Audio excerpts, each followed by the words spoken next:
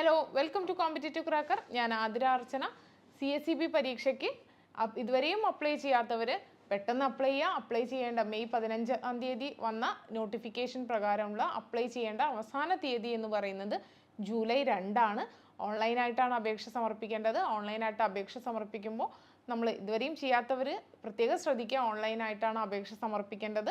അപേക്ഷ സമർപ്പിക്കുമ്പോൾ നമ്മുടെ വാലിഡ് ആയിട്ടുള്ള ഡോക്യുമെൻറ്റ്സ്, ഫോട്ടോ, അതുപോലെ തന്നെ ID പ്രൂഫ് ഇതൊക്കെ അപ്ലോഡ് ചെയ്യേണ്ടതായിട്ടുണ്ട്.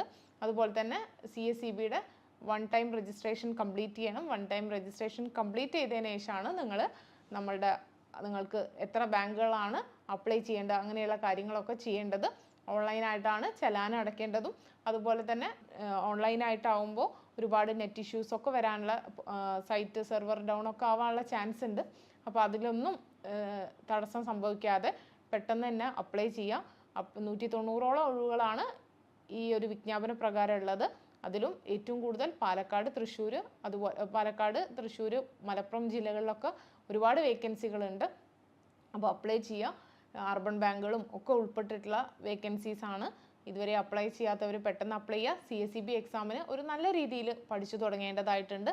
ഈ വലിയൊരു അവസരമാണ് വന്നിട്ടുള്ളത്. അപ്പോൾ ഈ കോമ്പറ്റേറ്റീവ് എക്സാമിന് എങ്ങനെ പ്രിപ്പയർ ചെയ്യണം, എങ്ങനെ ഈ ഒരു CSEB പോലുള്ള ഒരു കോമ്പറ്റേറ്റീവ് എക്സാമിനെ നേരിടാം, ഈ CSEB പരീക്ഷയ്ക്ക് തയ്യാറെടുക്കുന്ന ഉദ്യോഗാർത്ഥികളെ സംബന്ധിച്ചിടത്തോളം സബ്ജക്റ്റ് പാർട്ട് അവർക്ക് കുഴപ്പമില്ലാതെ നമ്മുടെ 50 മാർക്സിൽ ഒരു 30 and 40, ഇൻ ബിറ്റ്വീൻ 30 and 40 ഒക്കെ അവർക്ക് നേടാൻ പറ്റും. പക്ഷേ അവരെ സംബന്ധിച്ചിടത്തോളം റാങ്ക് ലിസ്റ്റിൽ എത്തണം എന്നുണ്ടെങ്കിൽ GK, ഇംഗ്ലീഷ്, മാത്സ് എന്നുള്ളത് ഒരു ഇമ്പോർട്ടൻ്റ് ആയിട്ടുള്ള ഘടകമാണ്.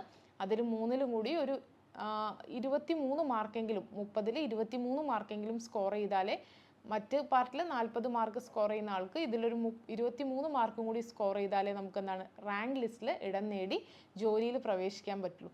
അപ്പോൾ അതിനൊക്കെ വേണ്ടിയിട്ട് നിങ്ങളെ സജ്ജരാക്കുന്നതിന് വേണ്ടി ടീം കോമ്പറ്റേറ്റീവ് ക്രാക്കറിൻ്റെ CSEBയുടെ പുതിയ ബാച്ച് സ്റ്റാർട്ട് ചെയ്തിട്ടുണ്ട്.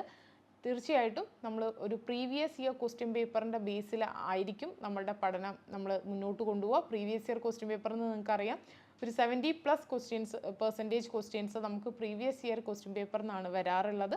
അപ്പോൾ ആ പ്രീവിയസ് ഇയർ ക്വസ്റ്റ്യൻ പേപ്പേഴ്സൊക്കെ അനലൈസ് ചെയ്തുകൊണ്ട്, അതായത് 2016 മുതലുള്ള പ്രീവിയസ് ഇയർ ക്വസ്റ്റ്യൻ പേപ്പറാണ് കഴിഞ്ഞ CSEB എക്സാമിന് നമ്മൾ ബേസ് ആയിട്ട് വെച്ചിട്ടുണ്ടായിരുന്നത്. അത് മുതലുള്ള ക്വസ്റ്റ്യൻ പേപ്പറാണ് നമ്മൾ അനലൈസ് ചെയ്തത്. അപ്പോൾ അങ്ങനെ ക്വസ്റ്റ്യൻ പേപ്പർ അനാലിസിസും അതുപോലെ തന്നെ ലൈവ് ക്ലാസ്സുകൾ, അതുപോലെ തന്നെ ഫ്രീ മെൻറ്റർഷിപ്പ്, ക്വറി ഹാൻഡ്ലിംഗ് ഇങ്ങനെയുള്ള സെഷനോടൊക്കെ കൂടിയിട്ടാണ് നമ്മളുടെ കോഴ്സ് നമ്മൾ ഫ്രെയിം ചെയ്തിട്ടുള്ളത്. കോഴ്സിൽ ജോയിൻ ചെയ്യാൻ താല്പര്യമുള്ളവർ താഴെ കാണുന്ന ബോർഡ് നമ്പറിൽ കോൺടാക്ട് ചെയ്യുക. ഇത്തവണത്തെ CSEB എക്സാം CCയോടൊപ്പം പഠിച്ചു നേടാം. താങ്ക്